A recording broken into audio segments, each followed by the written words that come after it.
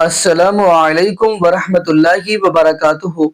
اعوذ باللہ من الشیطان الرجیم، بسم اللہ الرحمن الرحیم۔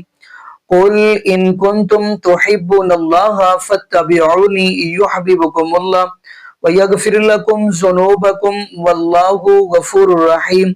جی ناظرین، آج ہم جس حوالہ سے گفتگو کرنے جا رہے ہیں وہ یہ ہے کہ آپ کو اس بات کا علم ہوگا کہ بریلوی نقطہ فکر کے اندر جتنا احمد رضا خان بریلوی کو ترجیح یہ لوگ دیتے ہیں، کاش یہ رب العالمین کے قرآن اور محبوب علیہ السلام کے فرمان کو ترجیح دیتے۔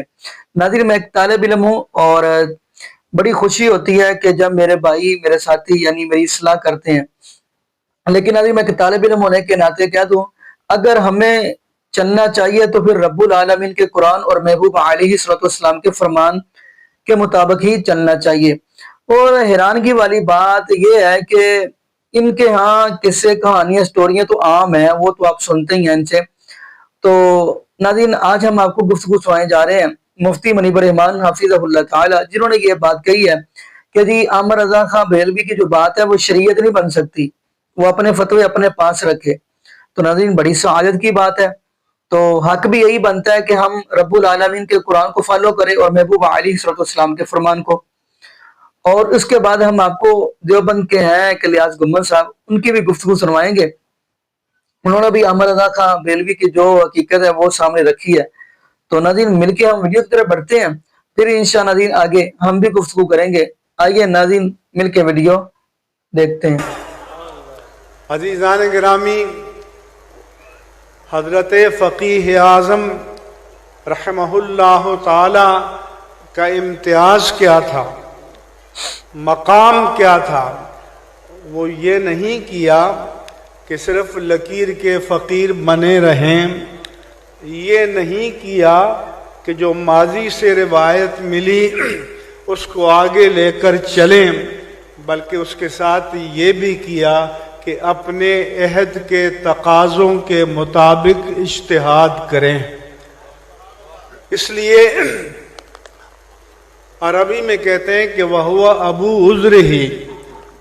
امرؤ القیس نے لکھا ہے اپنے گھوڑے کی تعریف میں کہ بلند پہاڑ جو برف سے ڈھکا ہوا ہو اور ایک پگڈنڈی ہو جو برف سے چھپی ہوئی ہو، تو میرا گھوڑا اتنا با کمال ہے کہ اس میں سے راستہ نکالتا ہے لیکن سلپ نہیں ہوتا، پھسل کر کھائی میں نہیں گرتا، وہ نیا راستہ نکالتا ہے۔ تو جو نئی راہ نکالے عربی میں اسے ابو عذر ہی کہتے ہیں۔ تو میں سمجھتا ہوں کہ حضرت فقیہ اعظم رضی اللہ تعالی عنہ نے اپنے دور میں، اپنے دور کے لیے اور آنے والوں کے لیے اجتہاد کی نئی راہیں پیدا فرمائی۔ میں چند مثالیں آپ کے سامنے پیش کروں گا، اور جب انہوں نے نئی راہیں پیش کی تو ظاہر ہے کہ لوگ تعاقب کرتے ہیں کہ امام اہل سنت نے تو یہ کہا تھا، ہمارے اکابر نے تو یہ کہا تھا، آپ ان کی راہ سے ہٹ رہے ہیں۔ تو آپ نے فرمایا کہ یہ شعار بھی مجھے امام اہل سنت سے ملا ہے۔ امام اہل سنت مجدد دین و ملت امام احمد رضا خان قادری محدث بریلی رضی اللہ تعالیٰ عنہ کے بارے میں فرمایا کہ یہ راستہ، یہ شعار تو انہوں نے ہمیں بتایا ہے۔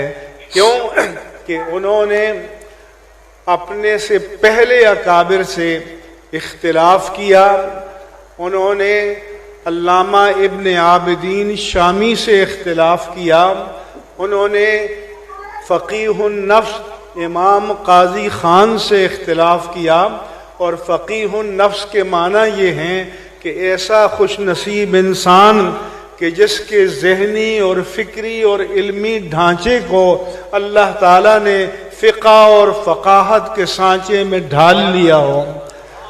تو ان سے اختلاف کیا، اور امام اہل سنت نے اسے تطفلات سے تعبیر کیا کہ چھوٹا منہ بڑی بات، اور فرمایا کہ امام اہل سنت کے ہزاروں تطفلات ہیں، لیکن کوئی مجدد معصوم نہیں ہوتا۔ اور یہ بھی فرمایا کہ کسی مجدد نے یہ نہیں کہا کہ اب میں اجتہاد کا سلسلہ ختم کر کے دروازے کو تالا لگا کر جا رہا ہوں، بلکہ انہوں نے ہمارے لیے نئی جہتیں اور نئے راستے کھولے، اور ہم اگر ان سے بھی اختلاف کرتے ہیں تو ان کی سنت پر عمل کرتے ہوئے اختلاف کرتے ہیں۔ کہ جس طرح انہوں نے دلائل کی روشنی میں اپنے اکابر سے اختلاف کیا، اسی طرح سے ہم بھی دلائل کی روشنی میں ان سے اختلاف کر سکتے ہیں۔ جس نے تولنا ہو تو جذباتیت سے نہ کھیلے، حساسیت سے نہ کھیلے، ترازو علم کا موجود ہے، دلائل کو دونوں پلڑوں میں رکھے، جس کے دلائل بھاری نکلے اس کو تسلیم کر لیا جائے۔ چنانچہ عزیزان گرامی، امام اہل سنت اپنے دور میں اس وقت کے تقاضوں کے مطابق تعلیم نسواں کے مخالف تھے۔ خواتین کو کتابت یعنی لکھنے کی تعلیم دینے کے، علم دینے کے مخالف تھے۔ تو امام حضرت فقیہ اعظم رضی اللہ عنہ نے فرمایا کہ شفا بنت عبداللہ بیان کرتی ہیں کہ میں موجود تھیں، ام المومنین حضرت حفصہ موجود تھیں، اللہ کے پیارے حبیب آئے اور فرمایا کہ الا تعلمین هذه رقیۃ النملۃ کما علمتیھا الکتابہ، اے شفا تم حفظہ کو چیونٹی کے کاٹنے کا دم کیوں نہیں سکھا دیتی جس طرح کہ تو نے ان کو لکھنا پڑھنا سکھایا ہے۔ تو اس سے معلوم ہوا کہ خواتین کو لکھنے کا اور لکھنے کی کتابت کی تعلیم دینے کا شعار عہد نبوت سے موجود تھا۔ چنانچہ فقیہ اعظم رضی اللہ تعالی عنہ نے اس وقت یہ پہل کی، اور علامہ غلام رسول سعیدی نے لکھا اللہ تعالی حضرت علامہ محمد نور اللہ بصیر پوری رحمہ اللہ کی قبر کو نور سے بھر دے۔ انہوں نے سب سے پہلے تعلیم کتابت نسواں کے جواز پر ایک مبسوط، مبرہن اور مدلل رسالہ تحریر فرمایا، اور ہم ایسے طالبان علم کے لیے تحقیق اور تدقیق کی راہیں کشادہ فرما دی۔ آپ مجھے بتائیں، اگر فقیہ اعظم نہ ہوتے تو آج جو پاکستان میں اہل سنت کے لیے بنات کے مدارس کا جال پھیلا ہوا ہے، یہ کیسے قائم ہوتا؟ میں کہتا ہوں کہ یہ سارا صدقہ جاریہ ہے حضرت فقیہ اعظم رضی اللہ میں تحفہ ہے، تحفہ دور سے بھیجا جاتا ہے اور جب قریب ہوں تو پیش کیا جاتا ہے۔ اب آپ کے خلاف دلیل آنے لگی ہے، میں نے وہ سمجھانی ہے۔ آپ نے کہا ہم یا رسول اللہ اذان سے پہلے اس لیے نہیں کہتے ہم یہاں زندہ نبی وہاں زندہ، اور دور سے یا کہنا یہ خلاف ادب ہے۔ میں نے کہا جی ہاں خلاف ادب۔ کہا جی نماز پڑھتے ہو؟ میں نے کہا بحمداللہ پڑھتے ہیں۔ التحیات بھی بیٹھتے ہو؟ میں نے کہا جی قاعدہ میں بیٹھتے ہیں۔ التحیات پڑھتے بھی ہو؟ میں نے کہا پڑھتے بھی ہیں۔ کہا جی سناؤ؟ میں نے کہا تحیات للہ والصلوات والطیبات السلام علیکہ ایھا النبی ہو۔ تو جب اذان سے پہلے ہم نے یا رسول اللہ کہا تم نے خلاف ادب کہہ دیا، ابھی جو نماز میں تم ایھا النبی کہہ رہے ہو تو یہ خلاف ادب نہیں ہے، تو پھر اذان میں نہ نماز میں تم نہ کہا کرو السلام علیکہ ایھا النبی نہ کہا کرو، ہمیں پتہ چلے تم ادب والے ہو۔ میں نے کہنا بات سمجھنا، السلام علیکہ ایھا النبی ہم نماز میں کہتے ہیں اور کہتے رہیں گے۔ اس کی وجہ بات توجہ سے سمجھنا، وجہ یہ ہے اللہ کے نبی عرش پہ گئے ہیں، خدا نے نبی کو فرمایا السلام علیکہ ایھا النبی، نبی عرش سے فرش پہ آئے ہیں، جب نماز پڑھی ہے تو نماز میں حضور فرما رہے ہیں السلام علیکہ ایھا النبی۔ معلوم ہوا اللہ کے نبی کسی کو خطاب نہیں کرتے، خطاب کب کریں؟ جب سامنے نبی ہو، سامنے نبی تو ہے ہی نہیں، حضور پھر بھی ایھا النبی کہہ رہے ہیں۔ پتہ یہ چلا اللہ کے نبی اتحیات میں السلام علیکہ ایھا النبی جب فرمائے تو کسی نبی کو خطاب نہیں کرتے، جب خطاب نہیں فرماتے پھر السلام علیکہ ایھا النبی کیوں کہتے ہیں؟ ذرا بات توجہ سے سمجھنا، ہم نے قرآن پڑھا ہے، قرآن کریم میں ہے یا ایھا المزمل قم اللیل الا قلیلا، اے میرے نبی آپ اٹھئے رات تہجد پڑھیے۔ قرآن کریم میں ہے یا ایھا المدثر قم فانذر، اے میرے نبی آپ اٹھئے تبلیغ کیجئے۔ قرآن کریم میں ہے یا ایھا النبی قل لازواجک وبناتک ونساء المؤمنین یدنین علیہن من جلابیبہن، اے نبی اپنی بیٹیوں کو، اپنی بیویوں کو، اپنی بیٹیوں کو ایمان والی عورتوں سے فرما دو کہ پردہ کرے۔ یہ اللہ نے نبی کو خطاب کیا۔ ہم بھی تو کہتے ہیں یا ایھا المزمل قم اللیل الا قلیلا۔ مجھے بتاؤ آپ کے مولانا جب نماز میں یہ آیت پڑھے یا ایھا المزمل قم اللیل الا قلیلا، ایمان سے بتاؤ کیا یہ اللہ کے نبی کو حکم دیتے ہیں؟ توجہ رکھنا، یہ حضور کو حکم دے رہے ہیں، اللہ کے نبی کو خطاب کر رہے ہیں؟ نہ اللہ نے یا ایھا المزمل کہہ کے نبی کو حکم دیا ہے۔ جب ہم یا ایھا المزمل کہتے ہیں ہم نبی کو حکم نہیں دیتے، جو خدا نے خطاب کیا اسے نقل کرتے ہیں۔ یا ایھا المدثر قم فانذر، خدا نے نبی کو حکم دیا ہے۔ جب ہم یا ایھا المدثر کہتے ہیں ہم نبی کو حکم نہیں دیتے، خدا کے خطاب کو نقل کرتے ہیں۔ یا ایھا النبی قل لازواجک، خدا نے نبی کو حکم دیا بیوی بیٹیوں کو کہہ دو پردہ کرو۔ جب ہم یا ایھا النبی قل لازواجک کہتے ہیں ہم نبی کو حکم نہیں دیتے بلکہ خدا کے حکم کو نقل کرتے ہیں۔ اب بات سمجھ آ گئی، یا ایھا المزمل خدا نے حکم دیا، ہم نے کہا تو خطاب نقل کیا۔ یا ایھا المدثر خدا نے خطاب کر کے نبی کو حکم دیا، ہم نے کہا تو خدا کا خطاب نقل کیا۔ یا ایھا النبی قل لازواجک خدا نے خطاب کر کے نبی کو حکم دیا، ہم نے کہا تو خدا کے خطاب کو نقل کیا۔ عرش پہ السلام علیکہ ایھا النبی، خدا نے نبی کو خطاب کیا۔ جب ہم اذان میں، جب ہم نماز میں السلام علیکہ ایھا النبی کہتے ہیں ہم نبی کو خطاب نہیں کرتے بلکہ خدا کے خطاب کو نقل کرتے ہیں۔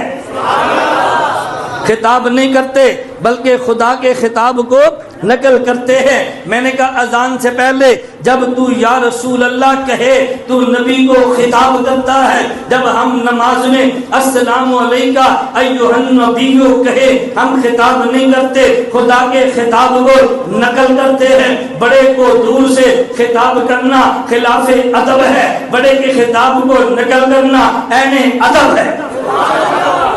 اس کی جی ناظرین، آپ نے یہ ویڈیو مناظر فرمائی تو ناظرین اللہ رب العالمین کا قرآن کہہ رہا ہے، جیسا کہ میں نے شروع میں آیت پڑھی قل ان کنتم تحبون اللہ فاتبعونی یحببکم اللہ۔ اللہ رب العالمین فرماتے ہیں میرے محبوب علیہ الصلوۃ والسلام جی آپ فرما دیجئے اگر آپ چاہتے ہیں کہ اللہ رب العالمین کے ساتھ آپ کی محبت پڑ جائے تو فاتبعونی، آپ کو میری اتباع کرنی پڑے گی، یحببکم اللہ، پھر اللہ آپ کے ساتھ محبت کرے گا۔ تو ناظرین عامر رضا خان بریلوی، یہ لوگ ان کا دفاع آپ کو پتہ ہے کرتے ہیں اور کرتے آ رہے ہیں، لیکن ناظرین اگر آپ ان کی کتابوں کو پڑھیں تو دوسری بات یہ بھی کہتا چلو میں ان کے اوپر تنقید نہیں کر رہا، میری کوشش میں کہ طالب علم میں چاہتا ہوں کہ عوام الناس رب العالمین کے قرآن اور محبوب علیہ الصلوۃ والسلام کے فرمان پہ اکٹھی ہو جائے۔ تو ناظرین اگر آپ دیکھیں گے ان کی فتاوی رضویہ، تو فتاوی رضویہ کے اندر انہوں نے لکھا ہوا ہے جی صفحہ 321 کہ محبوب علیہ الصلوۃ والسلام یعنی گائے قربانی پہ، جب آپ کو پتہ نہیں ذوالضحیٰ آ رہی ہے، قربانی پہ گائے ذبح تو کرتے تھے لیکن گوشت نہیں کھایا، جبکہ ناظرین آپ کو پتہ ہے صحیح مسلم کی حدیث ہے، محبوب علیہ الصلوۃ والسلام کے سامنے گائے کا گوشت پیش کیا تو محبوب علیہ الصلوۃ والسلام نے کھایا ہے۔ تو اگلی بات ہم کرتے چلیں، اگر ہم ان کی ملفوظات دیکھتے ہیں تو پہلا حصہ ہے تو ان کے اندر تو انہوں نے اخیری کر دی ہے۔ انہوں نے کیا لکھا ہے کہ محبوب علیہ الصلوۃ والسلام کے پاس ایک پری آتی تھی، پری، تو وہ ایک دن نہ آئی، تو پھر جب وہ آئی محبوب علیہ الصلوۃ والسلام فرمائے لگے کہاں تھی تو آئی نہیں، تو پری آ کر کہنے لگی اللہ کے محبوب علیہ الصلوۃ والسلام جی، میرا کوئی عزیز دنیا سے چلا گیا تھا تو میں وہاں پہ گئی تھی، لیکن واپسی پہ آتے میں نے کیا دیکھا ہے کہ جی ابلیس نماز پڑھ رہے ہیں۔